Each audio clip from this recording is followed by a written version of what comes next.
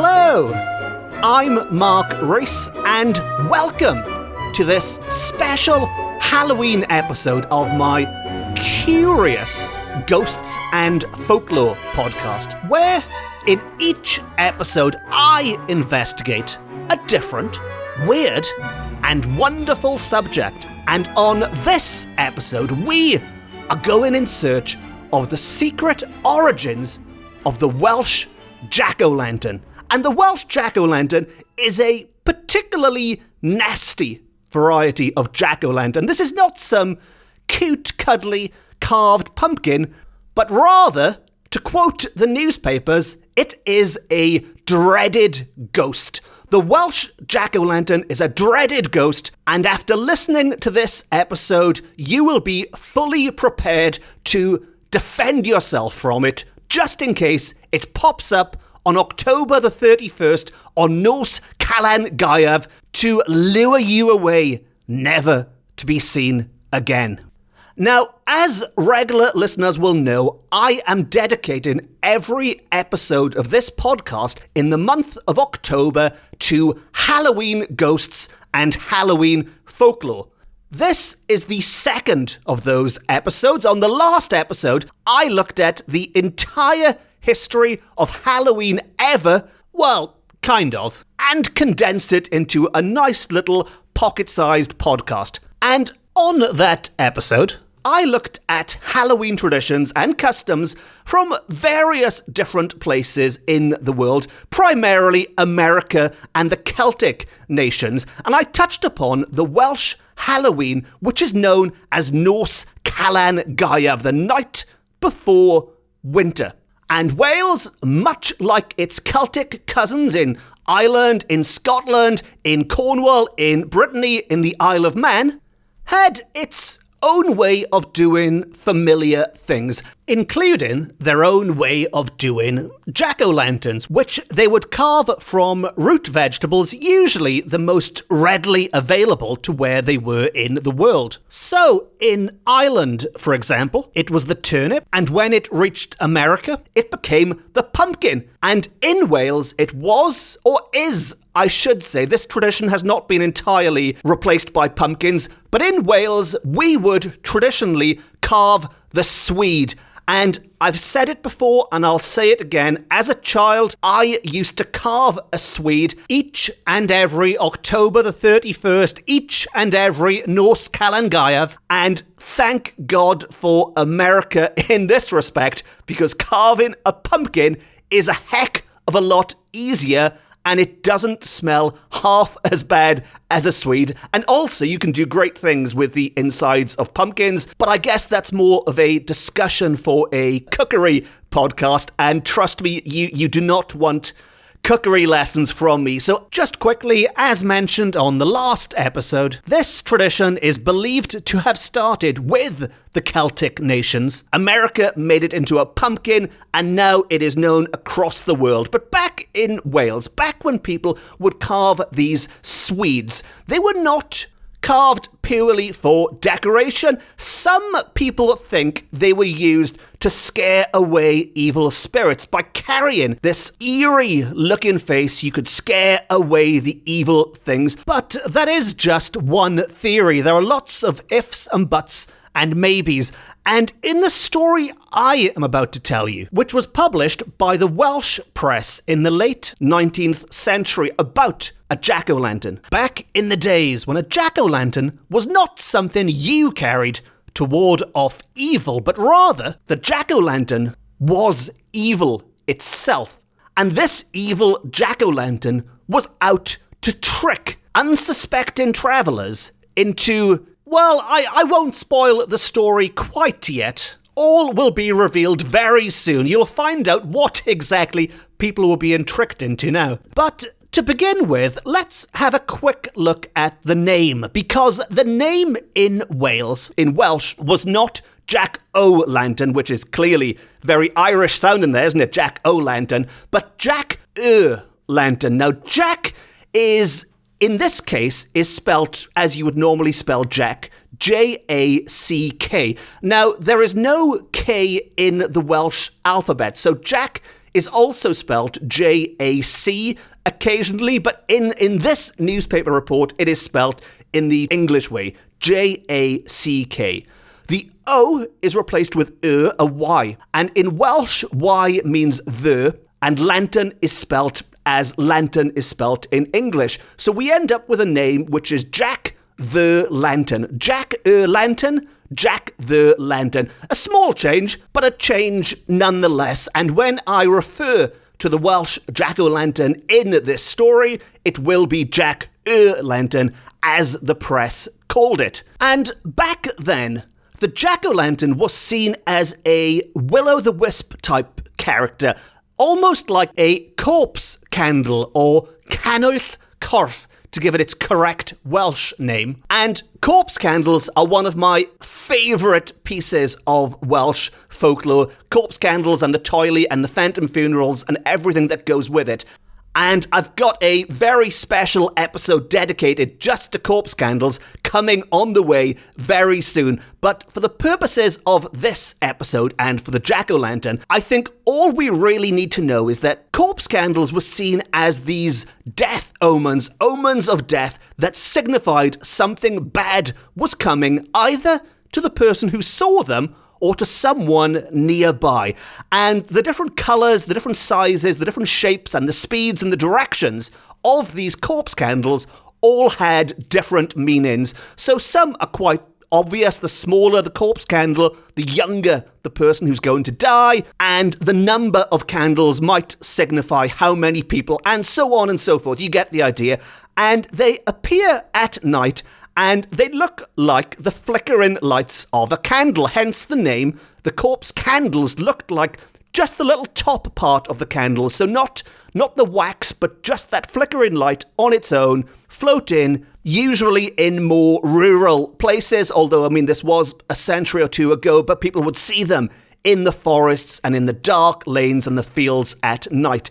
And the jack-o'-lantern was said to be either a variety of these things or very closely connected. You would see jack-o'-lantern floating in the forest at night like a corpse candle. But there is one big difference between jack-o'-lantern and these other varieties. While the corpse candles, in theory, could be quite useful. I mean, don't get me wrong, they were terrifying, scary things, but by seeing these corpse candles, it could spur you into action. You could think, oh my God, somebody is going to die quite soon. Let's try and put things right before the fateful day. Jack-o'-lantern, however, was not trying to pass on any information, useful or otherwise. Jack-o'-lantern was out to get you.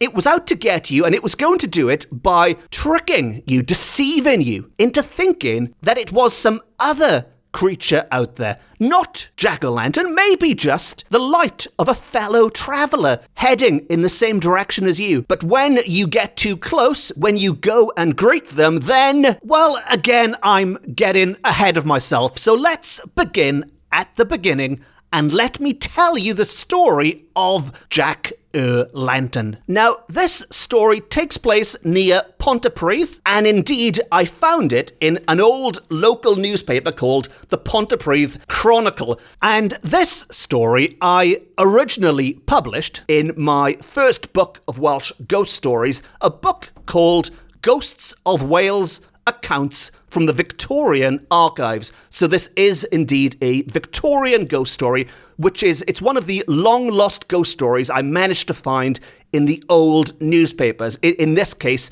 the Pontypridd Chronicle. And it was published in November 1898, so just after Halloween. If we assume this was a contemporary story which had just happened, this would have happened on or around Halloween and was then published in November of 1898. And when this story was published, the headlines and the article claimed an extraordinary moving light was causing considerable alarm near the old stank pit which was just outside of the town, just outside Pontypridd. And as they often did in these Victorian accounts of ghost stories, they like to stress when the witness is reliable. And in this case, it's not just kids messing around, but this dreaded ghost was seen by a local man who occupied a, and I'm quoting, responsible position. And he solemnly declared that on 2 nights in succession. So not just once, but on 2 separate occasions, on 2 back-to-back nights, he encountered this strange glowing light, which we now know was none other than Jack Lantern. Now, the reporter covering this story does also mention the connections between these sightings and something like Will-o'-the-Wisp. They also mention Bendith y Mamau, one of the Welsh names for the fairy folk, a bit like Tylwyth Teg, another Welsh name for the fairies. And he assures us that while this might sound like a fairy story, it was, and I quote, told in all sincerity, and we are convinced that the spectator of the ghostly sight actually saw what he declares he witnessed in that lonely spot when the shades of night had fallen upon the landscape. So the reporter isn't saying that they believe it necessarily, but they certainly believe that this respectable man who encountered it on 2 separate occasions believes that they are telling the truth. Now, in his account of the first night, he was walking alone at night and carrying a lighted lantern with which to guide the way. Now, just a normal lantern. He wasn't carrying a carved-up jack-o'-lantern or anything. And it was as he was walking through the old stank pit towards Church Village that he happened to gaze into the trees and bushes which grow thickly on each side of the road that he fancied he saw a light in the trees. So he was walking along the path, sensibly, but in the trees, in the bushes, in the darkness, there appeared to be a light. Now, while any sensible traveller would also stick to the path, he assumed it must be somebody else heading his way because he could see the light there amongst the trees. And so he paused and waited for his fellow traveller, as he assumed, to catch up with him. But of course that didn't happen. He waited there with his light, and they stood with their light in the trees.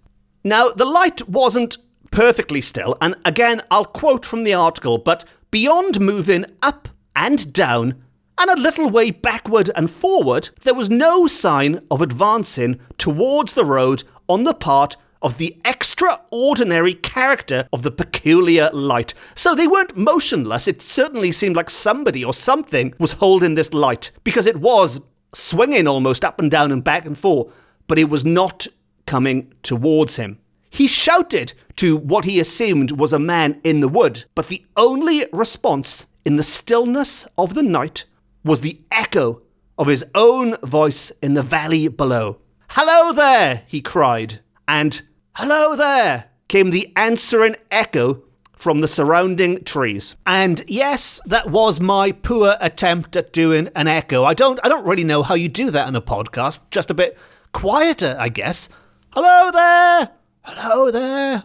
I know it's rubbish, but anyway, back to the story. And I like this description. It adds a bit of colour to the scene as well. It goes one step further, and hello there, or hello there, came reverberating from the heights of the Garth and the slopes of the Bryn.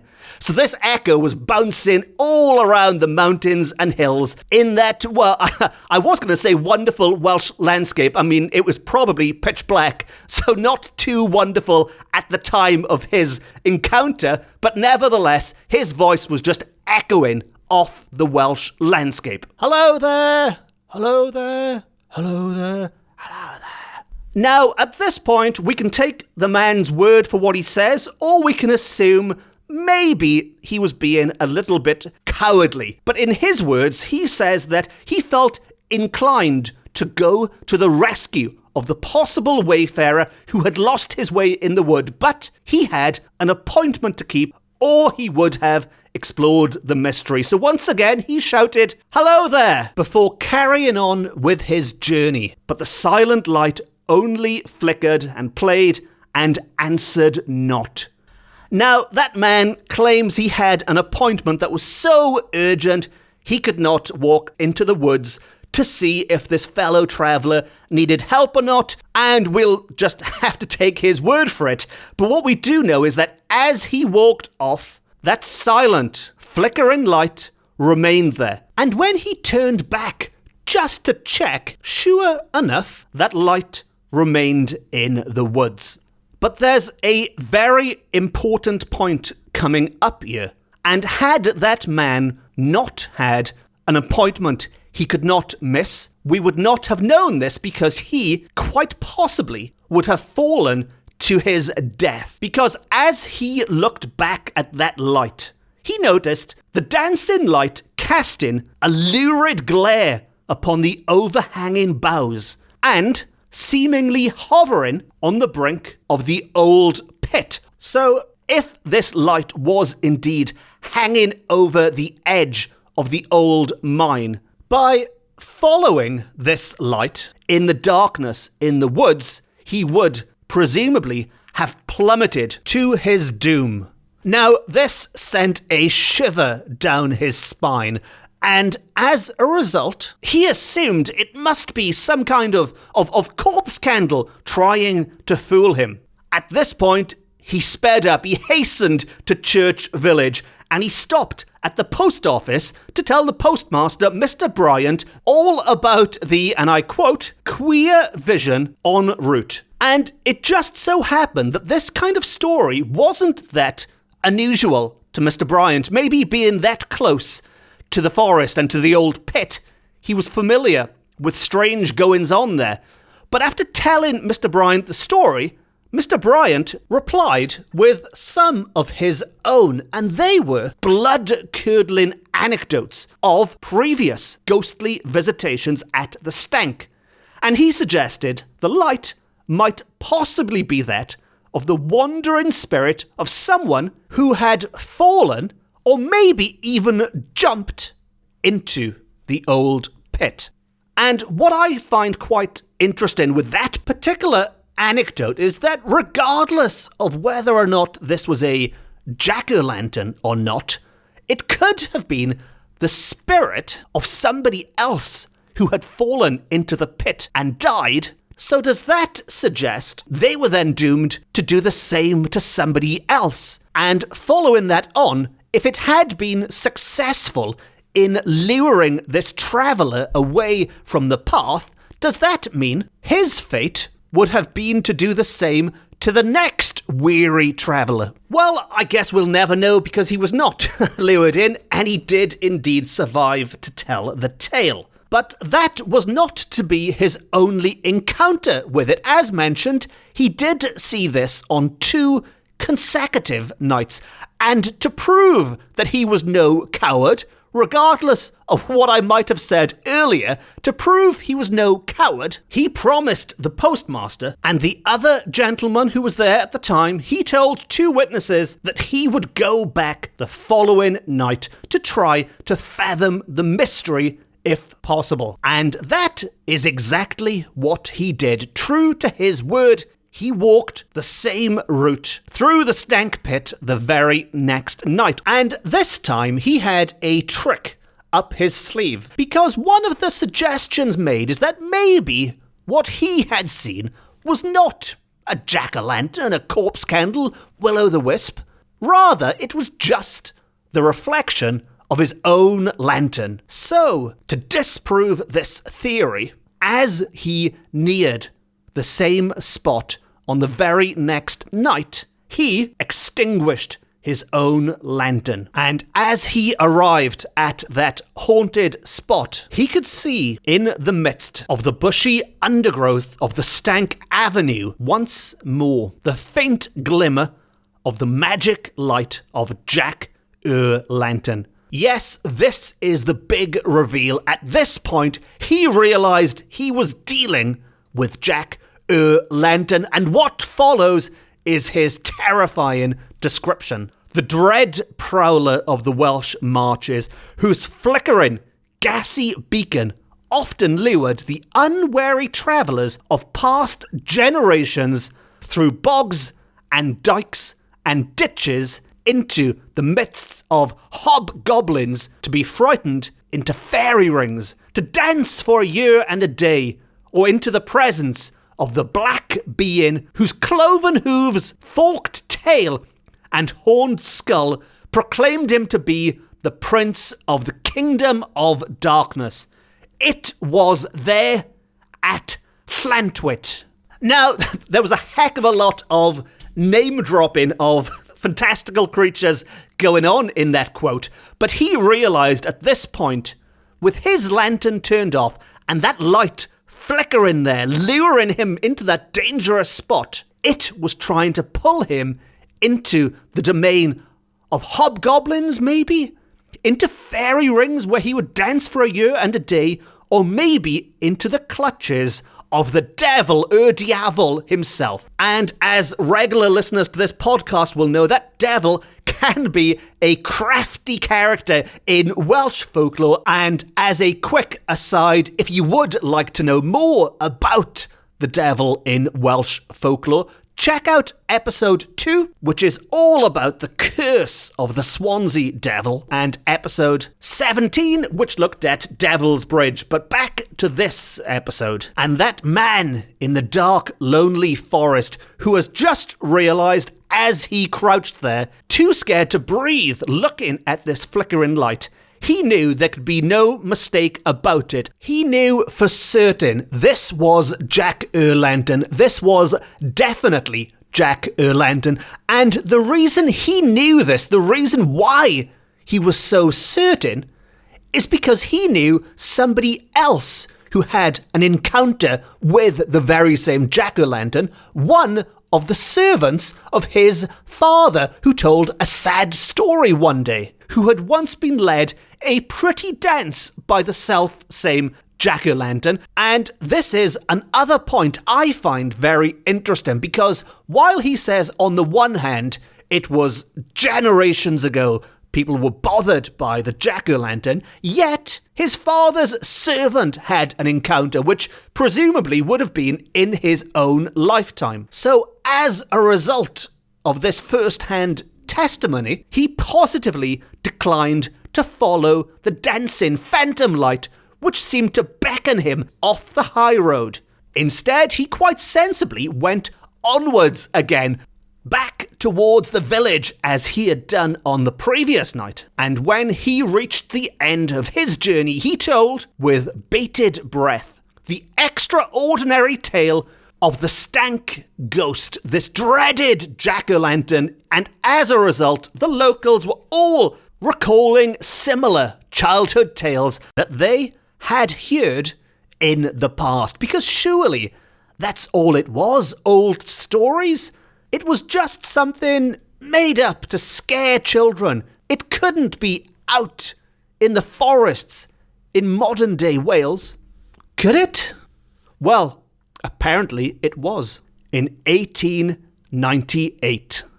And that is the story of one particular encounter with the jack-o'-lantern on or around Halloween, Nos Calan Gaeaf, in the late Victorian period, all of which is a far cry from the Grinning Pumpkins and Michael Myers and everything else that goes with the jack-o'-lantern or jack-o'-lantern nowadays. And if you've had any encounters with something similar, not necessarily in Wales, anywhere in the world, if you've seen these flickering lights, flickering jack-o'-lanterns, corpse candles, will-o'-the-wisps, whatever they might be, or maybe you haven't seen them yourself, but you've heard stories. Your father's servant has told you all about the time they were led away. In which case, as always, please let me know on social media. That's the best way to track me down, or by email, by the website,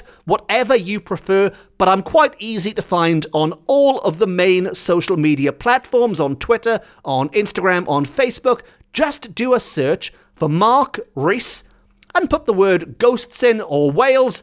You'll see my lovely mugshot, and then you can let me know exactly what you think about Jack-o'-lantern or anything else that might be in your mind, or if you just want to say hello, thank you for the story, whatever it is you want to get off your chest, pop along to social media or email and let me know.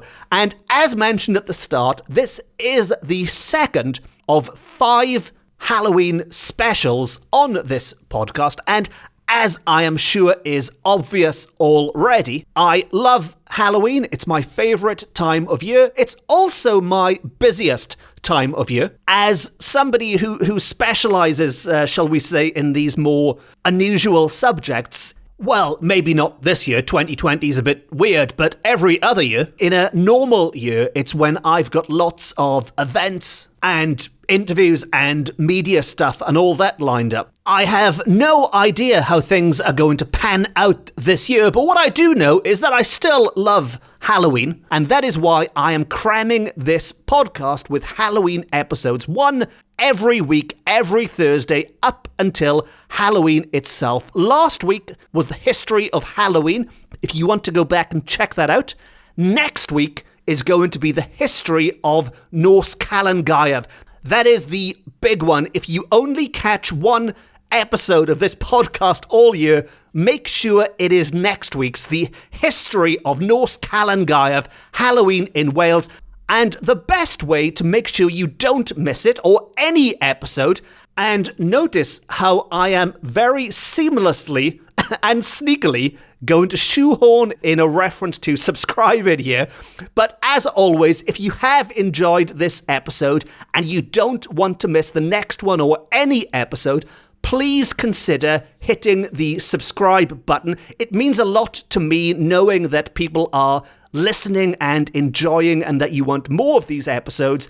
And more importantly, from your point of view, it means you will never miss an episode ever. Because after next week's Norse Calan-Gaeaf episode, there are still 2 more Halloween episodes on the way. The 4th one I am keeping top secret for now. Sorry to those people who might be hoping to steal my ideas or something, but I'm keeping that one under wraps for now. And the 5th week on October the 29th, 2 days before Halloween, is going to be the most ambitious, possibly the most ridiculous episode I've ever attempted. But it's going to be my online book launch for my new book, Paranormal Wales. As I've mentioned before, and I won't go on about it now, but my book launch has been cancelled because of the pandemic. It's been cancelled twice because of the pandemic. So I am instead doing an online book launch, which is great because all of my friends from all over the world can join in and listen. All my friends from America, Canada, India, Italy, wherever you are listening from. And I'll have special guests and I'll be picking my favourite, in inverted commas, most haunted places in Wales that you can visit this spooky season. And on that note, it just leaves me to say, as always, thank you very much for listening. Diolch yn fawr iawn am gwrando. I hope you're enjoying these Halloween episodes. If not, fear not. November will be here before you know it, and then we'll be into the Christmas episodes. Yes, the Mary Lloyd will soon be on her way, but that's a story for another day. So, on that note, until next time, I've been Mark Rees. This has been my Ghosts and Folklore podcast. It's the best, it's the beautiful, it's the only Ghosts and Folklore podcast beaming to you from Wales to the world. And remember, the next time you find yourself walking through a dark forest late at night with nothing but the flickering candle in a lantern to light the way, and you see something glowing, something moving amongst the trees, seemingly beckoning you away from the safe path ahead. Maybe that dreaded ghost, Jack-o'-lantern, is still out there. No star.